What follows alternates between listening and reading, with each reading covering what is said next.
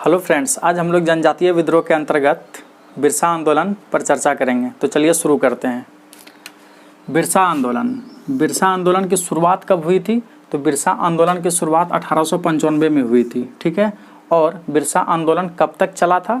तो बिरसा आंदोलन 1900 ईस्वी तक चला था, ठीक है। बिरसा आंदोलन का नेतृत्वकर्ता कौन थे? तो बिरसा आंदोलन का जो नेतृत्वकर्ता थे वह थे बिरसा मुंडा, ठीक है। बिरसा मुंडा, जो कि धरती आबा के भी नाम से इनको जाना जाता है, ठीक है।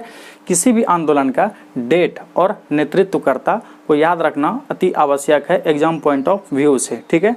तो चलिए आगे देखते हैं। बिरसा आंदोलन को अन्य किस नाम से जाना जाता है? ठीक है, तो बिरसा आंदोलन को मुंडा आंदोलन के भी नाम से जाना जाता है, उलगुलान के भी नाम से जाना जाता है और सरदारी आंदोलन के भी नाम से जाना जाता है, ठीक है। ऐसा पूछा जाएगा कि उलगुलान आंदोलन किसने किया था? तो वो उसका नेतृत्व बिरसा मुंडा ने किया था, ठीक है। तो अब देखते हैं कि इस आंदोलन का जो मुख्यालय था वह कहाँ पर था। तो इस आंदोलन का जो मुख्यालय था वह मुख्यालय खूंटी जिला में था, ठीक है। खूंटी जिला झारखंड में ही स्थित है और ये नवनिर्मित जिला है खूंटी जिला, ठीक है। कौन सा जिला कब बना है इस पर हम एक नेक्स्ट वीडियो बना देंगे। तो चलिए आगे देखते हैं। इस विद्रोह का बिरसा आंदोलन का जो मुख्य कारण था वह मुख्य 3 कारण था। तो पहला जो मुख्य कारण था वह था खूटकट्टी व्यवस्था से उत्पन्न बेरोजगारी। इसका अर्थ यह हुआ कि अंग्रेजों द्वारा झारखंड के जनजातियों से लगान वसूली की प्रथा की शुरुआत कर दी गई थी, जिसके वजह से जो निम्न वर्ग के जो किसान थे उन पर जो है बेरोजगारी उत्पन्न होने लगी थी। उसी को रोकने के लिए बिरसा मुंडा ने बिरसा आंदोलन का आगाज किया था, ठीक है। दूसरा जो मुख्य कारण है वह है मिशनरियों के झूठे आश्वासन, ठीक है। झारखंड में जो मिशनरियों का जो आगमन हुआ था उन्होंने झारखंड के जनजातियों को झूठे आश्वासन देकर के बरगलाना शुरू कर दिया था। इसके लिए बिरसा मुंडा ने कठोर कदम उठाते हुए बिरसा आंदोलन का शुरुआत किया था। तो यह भी एक मुख्य कारण था जिसके वजह से बिरसा मुंडा को बिरसा आंदोलन का आगाज करना पड़ा था। तीसरा जो मुख्य कारण था वह था 1894 का छोटा नागपुर वन सुरक्षा कानून, ठीक है। इसको याद रखना है कि छोटा नागपुर वन सुरक्षा कानून कब लागू हुआ था। तो छोटा नागपुर वन सुरक्षा कानून जो है वह 1894 में लागू हुआ था। और ऐसा पूछा जाता है कि छोटा नागपुर वन सुरक्षा कानून जो 1894 में लागू हुई थी वह किस आंदोलन के पश्चात लागू हुआ था, ठीक है। तो वह 1894 में लागू हुआ था बिरसा आंदोलन के समय, ठीक है। आगे देखते हैं। इस विद्रोह का जो प्रारंभिक स्वरूप था वह सुधारवादी था, ठीक है।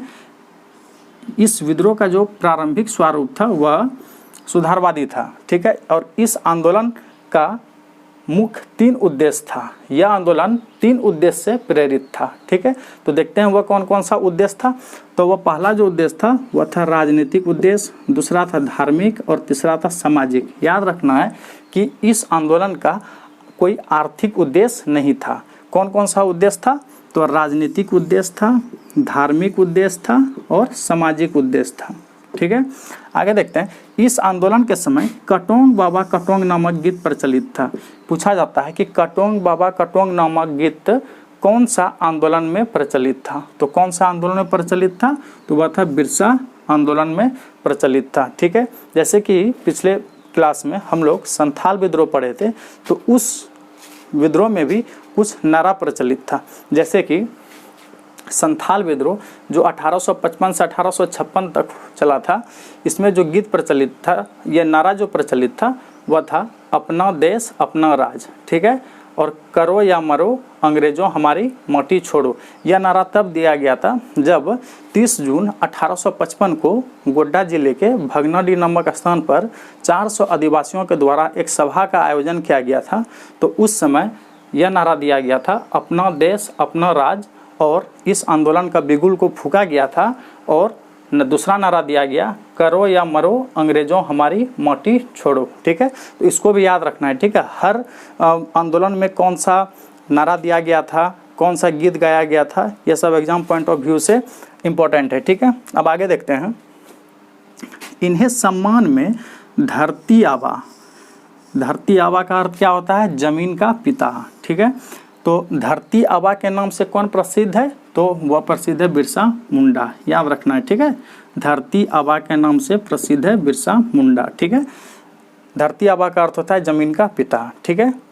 इस विद्रोह के फलस्वरूप, मतलब इस विद्रोह के फलस्वरूप 11 नवंबर 1908, डेट को हाईलाइट करना है, 11 नवंबर 1908 ईस्वी को छोटा नागपुर काश्तकारी एक्ट पारित किया गया था। इस विद्रोह मतलब बिरसा आंदोलन के फलस्वरूप 1908 में, जब बिरसा आंदोलन 1900 ईस्वी में समाप्त हो चुका था, क्योंकि 1900 ईस्वी में बिरसा मुंडा की मृत्यु हो चुकी थी, ठीक है। उसके बाद 1908 ईस्वी को छोटा नागपुर काश्तकारी एक्ट पारित किया गया था, ठीक है। यह एक्ट जो है भूमि संबंधी एक्ट है। इसको अगले वीडियो में या फिर हम कभी बाद में इसको डिटेल में बता देंगे कि छोटा नागपुर काश्तकारी एक्ट कब पारित हुआ था और क्या क्या इसमें था। तो छोटा नागपुर काश्तकारी एक्ट जो पारित हुआ था वह था 11 नवंबर 1908 को, ठीक है।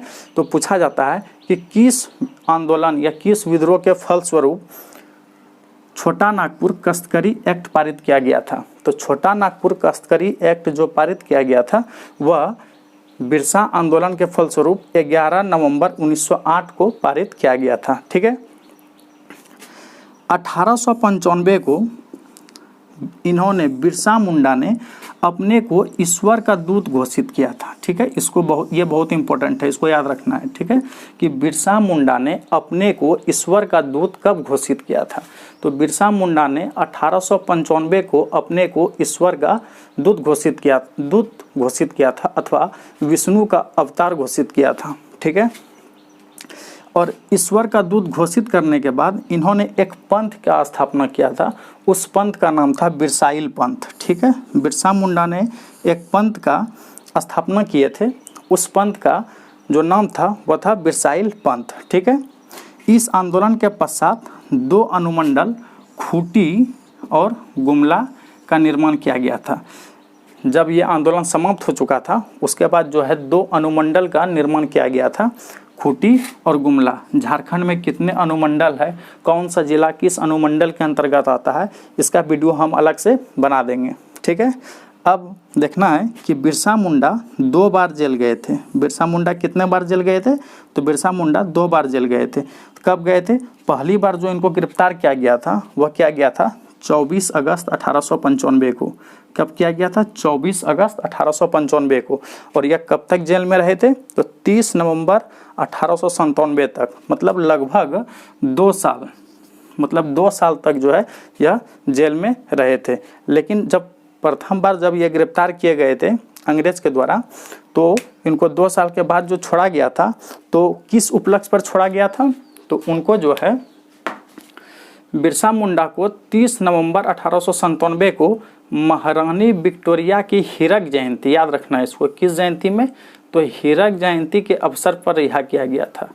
बिरसा मुंडा को जो प्रथम बार जो कैद किया गया था 24 अगस्त 1895 को, और यह 30 नवंबर 1897 तक जो कैद थे, तो इनको जो है महारानी विक्टोरिया की हीरक जयंती के अवसर पर इनको रिहा किया गया था, ठीक है। और यह फर्स्ट टाइम जो ये इनको जो गिरफ्तार किया गया था, इनको जो है एक वीर सिंह महाली द्वारा जो है खबर देने पर बिरसा मुंडा को गिरफ्तार किया गया था, ठीक है।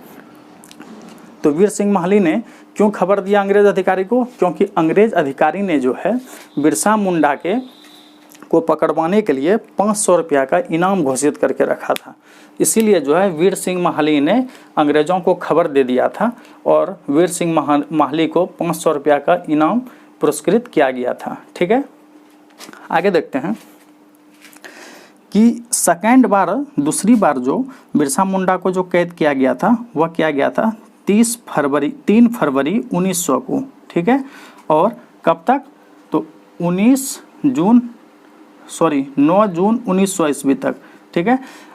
फाइनली जो है लास्ट में 9 जून 1900 को उनकी मृत्यु हो गई थी, ठीक है। बिरसा मुंडा की मृत्यु कब हुई थी?